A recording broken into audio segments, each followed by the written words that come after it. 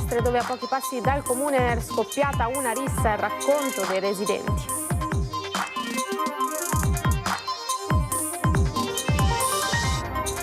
Lutto a San Donà di Piave l'indomani della morte di Gabriele Barbini, il 27enne travolto a Rotterdam da un'auto pirata mentre viaggiava in sella alla sua bicicletta. Ora la comunità chiede giustizia. A poche ore dal compagno è morta anche Manola Cucchi, 58enne infermiera di San Donà. Erano rimasti coinvolti in un terribile schianto avvenuto ieri a San Polo di Piave. La procura apre un'indagine. Si sono tenuti nella Basilica di Santi Giovanni e Paolo a Venezia i funerali del campione di voga Palmiro Fongher, il re del Remo, scomparso lo scorso mercoledì all'età di 92 anni. Tra contestazioni e poco pubblico, la regata storica è stata decisamente diversa. Secondo qualcuno la ricetta per tornare ad avere gli spettatori di un tempo c'è. Settembre, mese di vendemmia, e i viticoltori del Veneziano sono molto soddisfatti per come sta procedendo. Era da tempo, dicono che non si vedevano grappoli così succulenti. Un red carpet trionfale per le due grandi star americane George Clooney e Brad Pitt. Oggi al Lido è anche la giornata del secondo film italiano in concorso. Buonasera, bentrovate edizione di Venezia dei telegiornali di Antenna 3. Cominciamo con la cronaca che ci porta a Mestre, notte di violenza nel centro, a pochi passi dal municipio di Via Palazzo. Sabato notte una rissa furibonda ha coinvolto una dozzina di persone. Vediamo il servizio di Filippo Fois. Stavolta è successo quello che doveva succedere, quindi gran botte, risse violente, sono già successe le risse violente, pestaggi, scagliato vetri, bottiglie, si sono menati, scagliato sedie, hanno fatto il disastro. Poi sono tutti ubriachi, sicuramente assumono qualche sostanza, ok? E tu vedi sta tavolata e arriva tutta sta gentaglia, che prima era un bel ambiente. La voce di una residente in Via Palazzo che per paura preferisce non apparire in video racconta una notte di ordinaria follia nel cuore di Mestre. Proprio la sera in cui con Via Piave in festa si riusciva a regalare un po' di serenità ad una delle zone più critiche della città, una rissa scoppiata tra avventori di un paio di locali, circa una dozzina di stranieri, sconvolgeva la via pedonale in cui sorge il municipio. Di notte non c'è bella gente, c'è brutta gente, e poi tutta gente che viene da fuori, non si sa da dove, sempre tunisini, marocchini, gente che si mena, quindi quella volta lì l'accoltellamento è venuto fuori sui giornali dappertutto. Altre risse, la donna che hanno picchiato, messa per strada, anche quella lì picchiato lei e picchiato anche il marito, il compagno, non so chi fosse. Sabato notte sono arrivate polizia locale e polizia di Stato, oltre a delle ambulanze, ma secondo la residente ci vorrebbe più presenza di forze dell'ordine a presidio del territorio e anche più controlli su quelle che sono le norme che regolano la movida in Comune di Venezia. La zona qui non viene mai nessuno a controllare, perché i vigili invece di passare alle 2 alle 3 del pomeriggio non passano dopo le 11 mezzanotte a verificare la zona. Cioè il portico lì è tutto occupato, in Via Manin assolutamente no. Perché sta differenza? Via Manin gli stanno addosso in questo modo, i portici sono liberi, puliti, poi i portici è tutto pieno, un bordello. Il Sebastiano Costalonga, perché non fa fare i controlli in questa zona? E allora si accorgerebbero che l'ordinanza ultima che è stata emanata non viene rispettata in nessuno dei punti che sono stati stabiliti. Abbiamo sentito proprio l'assessore Costalonga, mentre le forze dell'ordine sono ancora all'opera per rintracciare i responsabili della violenta rissa. I coinvolti sono più di 10 persone, quindi la rissa è stata abbastanza pesante.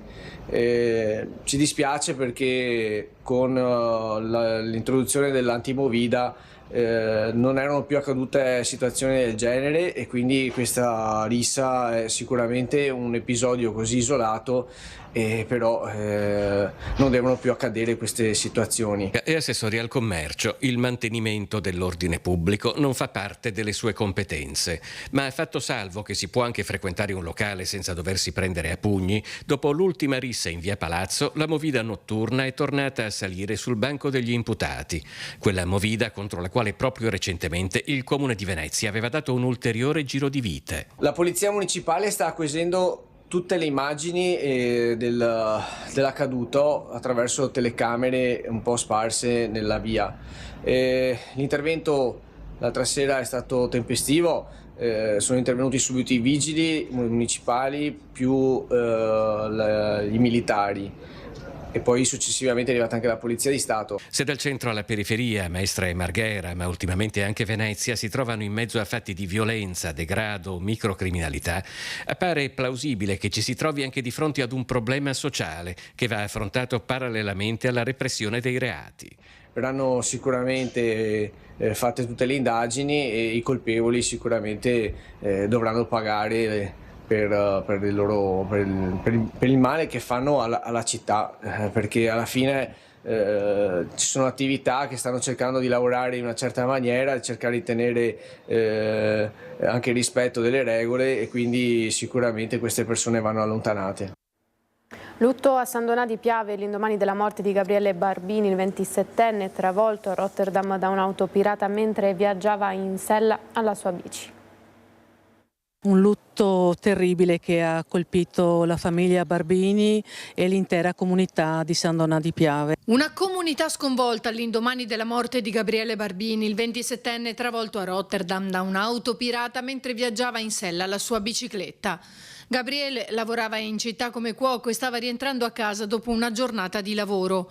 L'automobilista che l'ha investito, un 22enne, è stato rintracciato poco dopo dalla polizia olandese e arrestato insieme al passeggero 27enne che era con lui.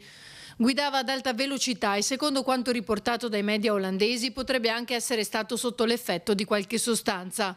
Quando sono stati fermati erano fuggiti a piedi dopo aver abbandonato l'auto lungo una strada secondaria. I genitori di Gabriele, Alessandro e Simona, sono partiti per l'Olanda non appena informati dalle forze dell'ordine della morte del figlio. Mi spiace tantissimo, una famiglia così brava, colpita da questo terribile lutto, è devastante, devastante. Il papà sempre molto solare, me lo vedo correre in bicicletta per San Donà e suonare la chitarra perché ha questa passione innata per la musica. L'amministrazione tutta è vicina alla famiglia e lo è anche tutta la città di San Donà di Piave. Siamo a disposizione della famiglia per qualsiasi cosa dovesse aver bisogno.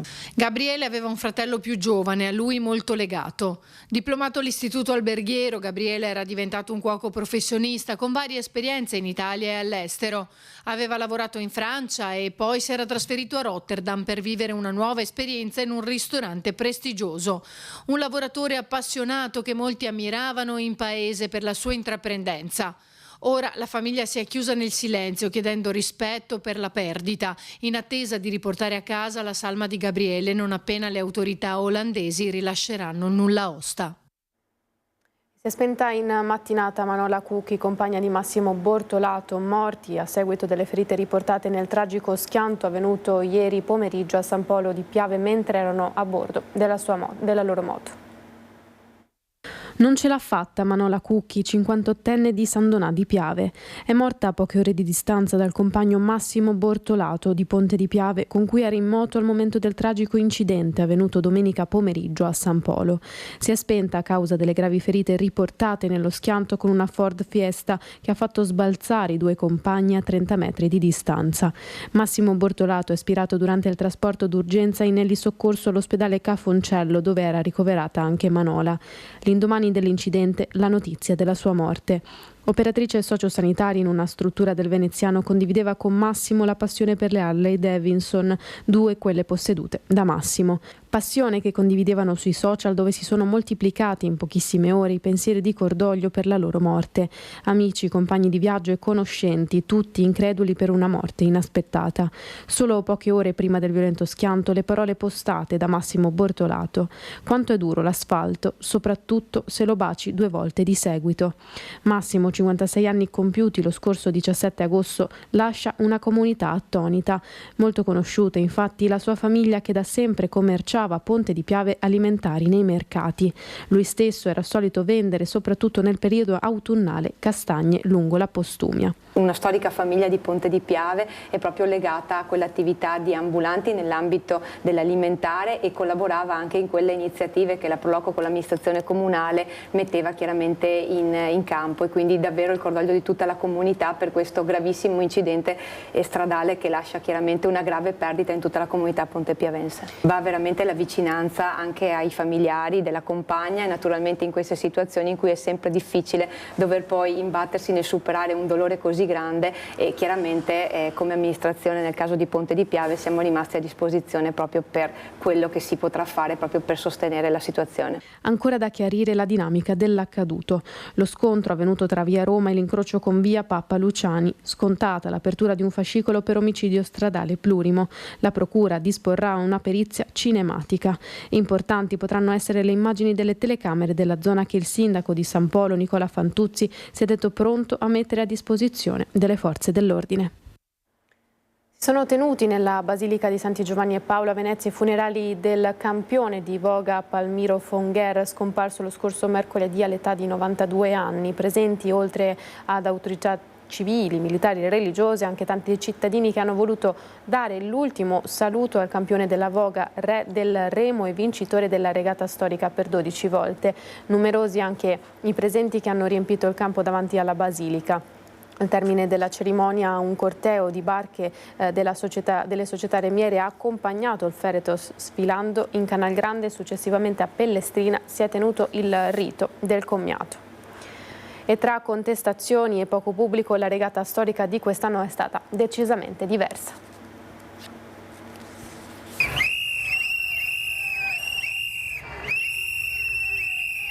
Come ci si aspettava, alla regata storica non sono mancate le contestazioni dopo l'inchiesta giudiziaria che si è abbattuta in città. Durante il corteo sul Canal Grande, infatti, le società remiere hanno rifiutato l'alzaremi davanti alla macchina delle autorità, mentre l'opposizione unita in Consiglio Comunale ha deciso di seguire la manifestazione lungo le sponde del canale e non dal palco ufficiale. Ma al di là della specifica situazione, la storica sembra non attrarre più il pubblico di un tempo e secondo l'ex assessore comunale allo sport e attuale presidente di Ascom, la ricetta per tornare all'antico splendore ci sarebbe. Io penso che vadano tenuti presenti le difficoltà climatiche che oggi ci sono nella prima domenica di settembre, una domenica molto calda, le famiglie vanno ancora tutte al mare o sono ancora in montagna e quindi bisogna valutare, andando contro la storia ma comunque essendo realistici su quello che è ormai lo sviluppo del clima nel mondo, di spostare la regata storica in avanti di almeno 2 settimane e parallelamente andrebbe valutata anche la possibilità di iniziare la celebrazione della regata storica verso sera, imitando la città di Pisa che già da molti anni tutte le feste patronali le vive in serata, dando la possibilità alle persone che rientrano dalle spiagge di poter partecipare attivamente alla festa patronale, dove la città di Pisa in questo senso somiglia molto a Venezia in quanto Repubblica Marinara.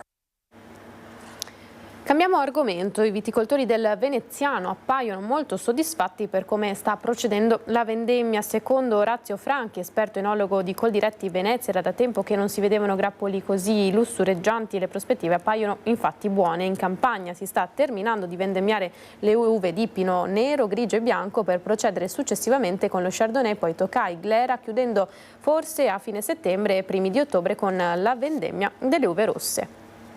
E ora la nostra pagina dedicata alla mostra del cinema di Venezia. Quello di ieri è stato un red carpet da sogno per le 2 grandi star americane Clooney e Pitt. Oggi invece è anche il giorno al Lido del secondo film italiano in concorso. Non si sono fatti trovare per giorni, ma poi una volta saliti sul red carpet, George Clooney e Brad Pitt hanno ricompensato abbondantemente e con grandissima generosità i loro fan, mandandoli in visibilio. Foto, autografi, selfie si sono sprecati a volontà. E per questo la loro proiezione del film Wolf, Lupi Solitari è iniziata con oltre 45 minuti di ritardo, proprio per la volontà delle 2 grandi star di accontentare quante più persone possibili. E a noi George, tornando indietro, ha confidato: so che Venezia mi ama, ma anche io amo Venezia, infatti mi sono sposato qui. È stata davvero una serata trionfale il ritorno a Venezia di George Clooney e Brad Pitt, e questa sera è tempo del secondo film italiano in concorso, Vermiglion. Sono qui a Venezia perché ho preso questo riconoscimento bellissimo per Elisa, il caso Claps, che è una serie che ho fatto appunto per la Rai, che poi adesso è uscita su Netflix, dove interpreto il fratello di Elisa Claps, quindi sono molto contento. Come hai trovato Venezia? Bellissima, splendida, come al solito. Il tuo prossimo lavoro? Prossimo lavoro vediamo Carosello, che è un film che ho fatto per la Rai insieme a Ludovica Martino. Puoi fare un saluto ai nostri telespettatori che ti amano di Antenna 3 Media Nord-Est? Un saluto a tutti voi telespettatori. Grazie per essere con noi, sei qui a Venezia per ricevere un premio. Sì, sono qui per il Filming Italy e ho ricevuto questo premio. Ringrazio a gran voce anche se sono senza voce ed è una gioia, è sempre una festa essere qui alla mostra del festival.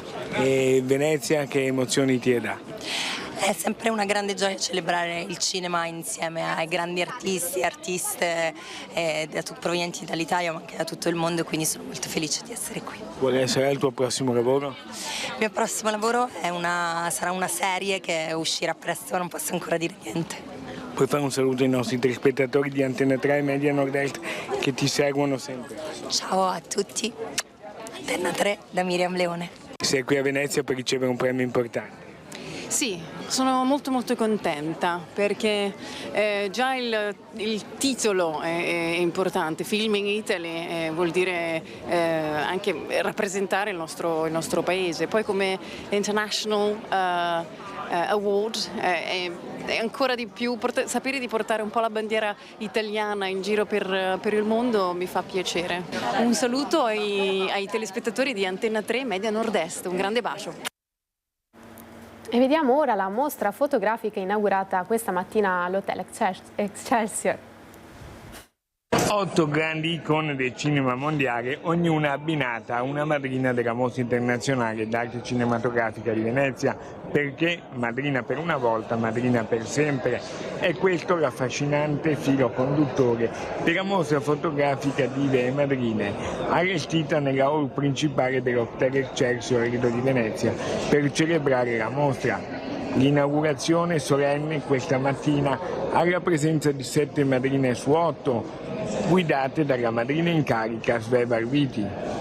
Le foto sono del fotografo Uri Weber e l'iniziativa è patrocinata dal Ministero ai Beni Culturali. Io racconto una donna che stimo tantissimo, un'attrice di grandissimo talento, e tra l'altro lei nel 2005 ha vinto il Leone d'Oro alla carriera qua a Venezia, Stefania Sandrelli, quindi è per me un immenso onore poter riportarla in qualche modo a questo luogo per me molto importante, ma penso anche per lei. Sono abbinata con un mostro sacro del cinema mondiale che è Sofia Loren, ovviamente non ricordo nulla, l'unica cosa che abbiamo in comune è che siamo nati a settembre, siamo della Vergine, il 15 settembre e lei il 20 settembre, l'unica cosa che abbiamo in comune. Io il 21. Il 21, quindi siamo tutti della Vergine. E ecco, quindi ovviamente immagino che nessuno di noi si può mettere a paragone con queste grandi icone del passato che hanno avuto una carriera. È una mostra che è nata per raccontare l'archivio luce e gli archivi in generale e renderli luoghi vivi, e poi per raccontare le grandi attrici, i nostri grandi talenti, perché quando si parla di madrine in realtà molte di queste sono prima di tutto delle interpreti, grandi interpreti. Ad organizzare la mostra Cinecittà, presieduta da Chiara Sbarigia. L'idea mi è stato dato, il bambino diciamo mi è stato dato dalla sottosegretaria Lucia Borgonzoni e dalla presidente di Cinecittà Chiara Sbariccia, che mi hanno chiesto di fare questa mostra, questo libro per loro. Mi hanno dato gli accoppiamenti delle attrici e poi hanno detto vai a Cinecittà, cerca di location, che abbiamo cercato insieme, e poi abbiamo fatto delle foto. Vi mando un bacio grande, spero che anche voi da lì state vivendo una bellissima mostra. A tutti i spettatori di Antenna 3 Media Nord-Est un abbraccio e niente, Venezia è sempre meravigliosa e spero il prossimo anno, magari con un film. E ora lo sport, il basket, grande successo per la seconda tappa della Rayer City League che si è svolta in Prato della Valle a Padova, la finalissima sarà a Mestre. Una full immersion nel basket con il progetto Reyer City League nella sua seconda tappa padovana in Prato della Valle dopo quella di Jesolo. Fare le cose davanti ai posti storici, ai posti di arte è sempre una bella esperienza, portare anche la cultura dentro il basket che ormai ora fa parte del mondo, la cultura con lo sport, quindi mischiare le due cose insieme è spettacolare di poter giocare in questi tipi di posti e fare questi tipi di eventi. Il torneo 3x3 ha attirato attorno al campo tanti padovani che si sono goduti lo spettacolo a ritmo di musica con effetti speciali. Presenti anche 2 giocatori della prima squadra maschile dell'Umana Reyer a disposizione dei presenti per foto e autografi. È molto importante portare il basket anche dentro le città perché appunto porti nuove persone, nuova gente a vedere il nostro basket e quindi è bellissimo stare qui a vedere le partite dei ragazzi, è molto divertente. È sempre una cosa molto divertente giocare nei campi con gli amici più che altro perché è sempre bello trovarsi di estate, giocare insieme, poi quando c'è anche un po' di pubblico è ancora più bello, ancora più emozionante, divertente e quando vinci è ancora più bello. Tanti giovani, giovanissimi con le loro famiglie e gli atleti del Padova Basket Outlanders, società aderente al progetto Reyer, protagonisti prima delle gare che poi si sono susseguite senza soluzione di continuità con tanto di musica.